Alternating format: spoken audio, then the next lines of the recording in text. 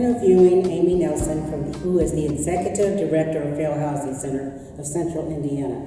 That is a long title, but congratulations, first of all, Amy. You are so deserving of this Trailblazer Award. Well, thank you. I don't feel that I'm deserving of this award. I'm well aware, because of my involvement in CIRA, of some of the people who've come before me, including you, and it's an honor and a privilege, and I will have a hard time believing that I deserve to be in that circle, but thank you very much. Well, when your name was mentioned, everybody said, oh yes, oh yes, oh yes. So do this for me, if you would. Share with us how you happened to come to Indianapolis. Yeah, so I originally worked in northern Indiana when I was fresh out of college. My first job I was hired for was in corporate America, and they dropped me in a small town up by Warsaw, Indiana, to do some work there. So I was here in Indiana for about a year, and then ended up getting transferred and promoted out of state, and then decided after that that corporate America just wasn't really for me, and ended up then getting into nonprofit work, and spent about 5 years out of Washington, D.C. doing nonprofit work. Wow. And then an opportunity came along. I was reunited with my biological father, who I hadn't seen in about 28 years at that point. And there was it was a time in my life where it was important for me to get to know this individual, have siblings that I'd had through his second marriage, but all of that was back in my home state of North Dakota. So I decided I was going to move back for a couple years, get to know him and his family, and in that was hired to run the Fair Housing Center back there. And the result was I ended up staying 12 years because I loved the job so much, and obviously was reconnecting with my family, but I did miss larger urban areas, and then it was just a matter of waiting for the right city and right position to come along before I finally landed here in Indianapolis. I was brought in to start up the Fair Housing Center here in Indiana. And that's what I was trying to get to. And I was hired in October of 2011, or I started in October of 2011 to start up a group because we didn't have a Fair Housing Center. Yes, that's what I was trying to get to. It's so exciting. And what you were remembering was Ohio nowadays has 9 groups. All right. Michigan has 6. Illinois has 7 or 8, depending upon how you count them up.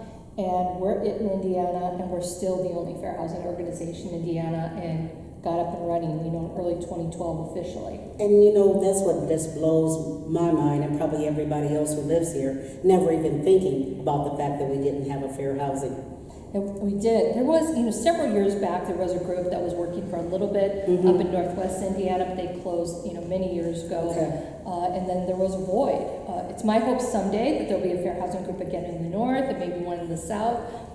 Here, though, in the interim, the Fair Housing Center of Central Indiana is certainly trying to do its best, but we are small staff, 8 people. Wow. Certainly can't serve a population of nearly 7 million. So because of that, sometimes we aren't able to assist every single person who comes to our office, but we try to be strategic about having as big of an impact as we can in the cases we move forward with and the type of work that we do. Amy, I'm sure all of us assume that we know what fair housing stands for, but why don't you just elaborate for us? Yeah, so the Federal Fair Housing Act was originally passed in April 1968, unfortunately following the assassination of Dr. Martin Luther King. There had been several attempts to get a fair housing law through in the years prior to that. In those years, we had seen the passage of the Civil Rights Act, we had seen the Voting Rights Act to get passed, but Congress dug in on housing. They did not want a housing law to get through. And it was only upon Dr. King's death and our nation rising up in grief of that President Lyndon Johnson felt he had the political capital to finally get that law through. And it was signed into law 1 week after Dr. King's death. And essentially, fair housing laws today, here at the federal level, which means applies to all states in our nation, means that somebody cannot be discriminated against or treated differently if the reason for that treatment is due to their race, color, national origin, religion, gender, disability, or the presence of children in the home. Okay. You love fair housing. Why? I've always wanted to work in the area of civil rights, trying to make a difference. I want to leave this world a little bit better than where I was. or how I came into it, and hopefully through my work like from other fair housing centers across the country that we're able to do that. But it's easy to understand doing this work after you've interacted with individuals who've gone through discrimination. Okay.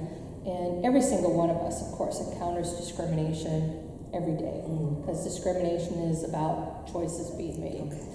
But when you're working with somebody who's been discriminated against because of their disability, or because of their race, or because they have a child within the home, and how impactful and how that harms them, and you can do something to get justice for them, and maybe for others by getting a practice stop that's been going on sometimes for years.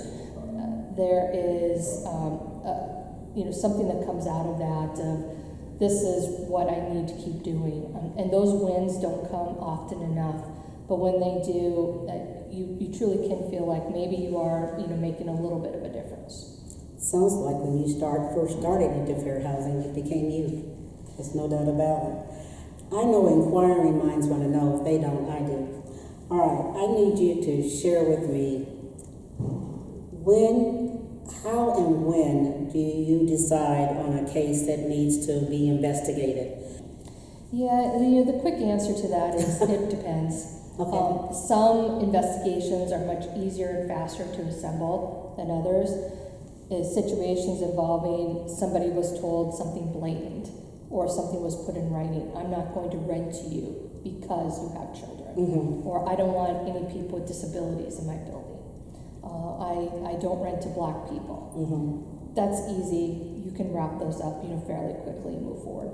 The harder investigations for us, the more challenging ones, are ones that require just a lot more work, what we call more of our systemic cases, where you're really trying to root out practices that have been going on for a long time, and people may not have been aware that what was happening to them was discrimination, so they haven't been speaking up, or they are unaware that there were rights or options that were available to them to be able to help them, and you have to try to track those people down and find them, interview them. And we conduct fair housing testing where we send in secret shoppers, right, and to see how they're treated if discrimination happens there. And you might be reviewing a lot of documents or files in some cases. Some of our cases are very complicated. Our lending cases can require just a lot of hours of reviewing everything, looking at data, looking at CIRA exams, all kinds of different documents, and it just takes some time. Whether or not we uncover discrimination, we never know for sure going in. And then it's a matter of being able to turn our attention to then finding an attorney, or what are we going to do for the next step to try to get this practice stopped. There's a couple of things I do want to mention. For the City of Indianapolis Mayor's Advisory Council on Disability Access and Inclusion Award, you won that in 2022. Indianapolis Urban League Community Impact Award 2022. Fair Housing Council of San Diego 2023 Unsung Hero Award. I'm not saying that right, but what does that mean? Yeah, last year, last couple of years actually, we've just been honored with a number of awards that we never expected, and some of those have been some local awards, such as from the Urban League, CIRA, as well. The Baptist Ministers Alliance has awarded us an award as well. And some of our fellow fair housing centers have. Recently, the group in San Diego, they have some national awards that they give out, and one was on the work that our group had done in having a national impact. And we were very honored to be part of that award. Well, I wanted certainly the listening audience to know about that. You deserve it. So, Amy, we're bringing this interview to a close. So what we like to end it with would be just something you would like to share with the listening audience, whether it's encouragement or what we say a takeaway, just anything that your heart shares for you to tell us. And you want to look at it? Well, I would say is thank you to everybody who is part of the Central Indiana Religious Association. I have been honored to be a part of CIRA almost since the beginning, when CIRA got up and running, and our groups have actually followed similar timelines. getting us started here and in the work that's being done. It's been a great partnership throughout that 10, 11 years now. And the work that CIRA is doing is just so powerful, so needed within our community. We have such disparities. We have a home ownership gap that shows such problems. We still have the impacts of redlining, racial covenants. We have individuals with disabilities who can't get into housing buildings because of steps.